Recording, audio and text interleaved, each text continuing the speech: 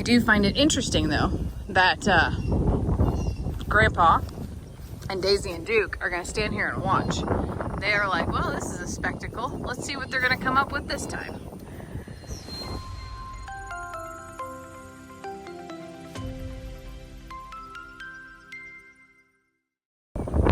All right, so as you can see, Lester and Jake put up an electric fence to try to keep the horses off the fence, and well, here we are. I see the line. See the line, Russ. See the line. So we're having a redo. They either jumped over it or went directly under it, but it was still standing. So the thought today is if we put it close enough to the fence to where it just keeps them off the fence, but they can't go under or jump it because it's too close to the fence, that is the angle. Whew, excuse me. I do find it interesting though that Grandpa and Daisy and Duke are gonna stand here and watch. They are like, well, this is a spectacle. Let's see what they're gonna come up with this time.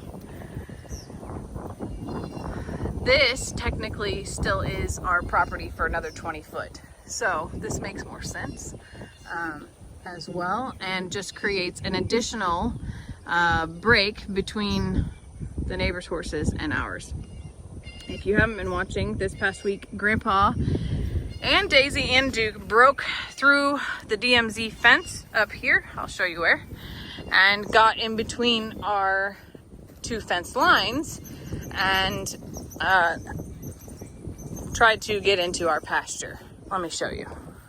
Some people that watched the video didn't understand the concept. They're like, why would you have your horses up against their horses? So we didn't. This is the pasture that is leased to the neighbors. And this is a fence line that actually holds 0 animals inside by design. This is our bullpen, or the pasture that we rotate our horses into frequently. And this is the old driveway, which serves also as a DMZ should anything ever be pastured over here. Current state, nothing is pastured over here. So there's a fence line here and a fence line here.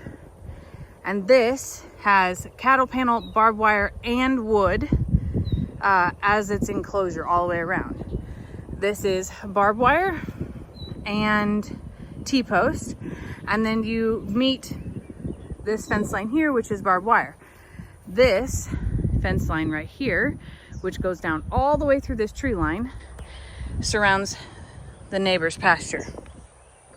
The horses, the neighbor's horses, broke through here, which was barbed wire previously, and we put up a cattle panel to keep them out. And what they were doing is breaking in here and then going all the way down the fence line to break through that fence to get into here to be up against our horses. So I hope that gives a better description. I put a cattle panel in and curved it outwards. So that's another important part. Curved it outwards and stapled on that side. So whenever they come up to push, that they can't push it off. It actually would just, it's pulling in right here. Because if I put it on the other side and they broke, they could possibly push the staples out. So all they're doing is working against it, basically.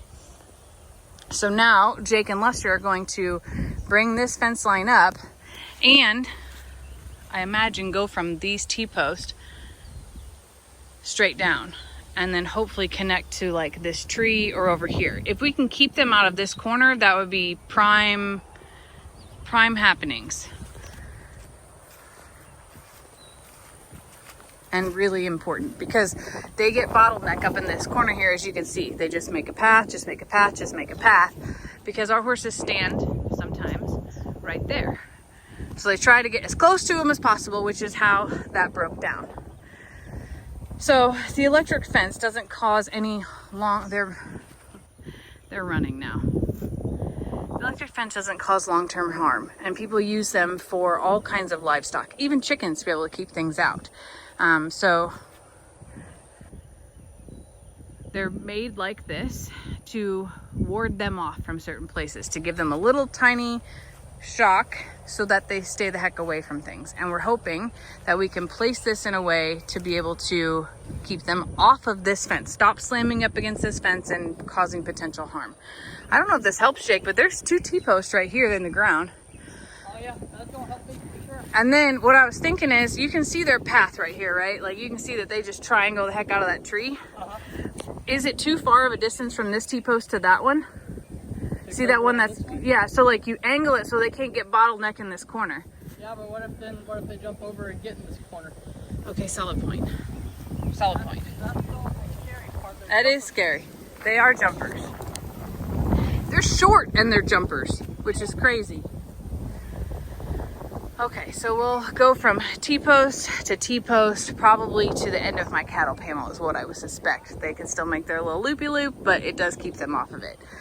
The problem that will happen is this fence line, as you can see, these are not our fences, is been wired and wired and wired and rewired and twisted, and it goes all the way through a very brush heavy tree line.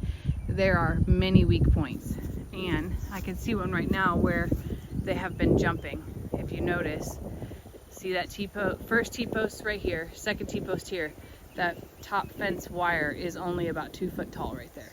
And that's what we're not gonna solve. Okay. I'm not gonna solve that. So here it goes. It does come out a little bit here, which is fine. But we have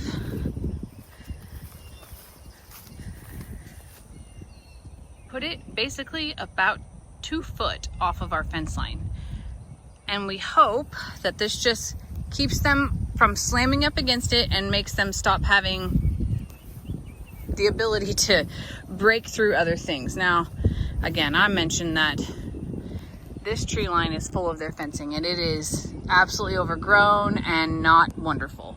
So as long as we can keep them from breaking through here, that it creates a lovely thing, or trying to break through the gate. Now, there is another DMZ that goes all the way down here that is full of barbed wire and other things, and that will be our next big project, is not with hot wire, but with better fencing to go down in twofold, and that will hopefully eliminate what we've been experiencing. I just want everybody to be safe. Their horses, our cows, their cows, just all of the parts of it. And we're taking every step possible to make that happen. So in the meantime, as I'm walking out here, I've discovered that we have berries ready to be picked. Another thing that I discovered is we're growing wild onions and they are bolting. And that, my friends, is crazy exciting, because this is something I have not seen here before. Normally when they seed, I've never seen the seeds regrow at the top. So I love this. I'm going to cut this off and let it replant itself. And I'm gonna find some gloves and we're gonna start picking today. It's a good day. It's gonna be a good day.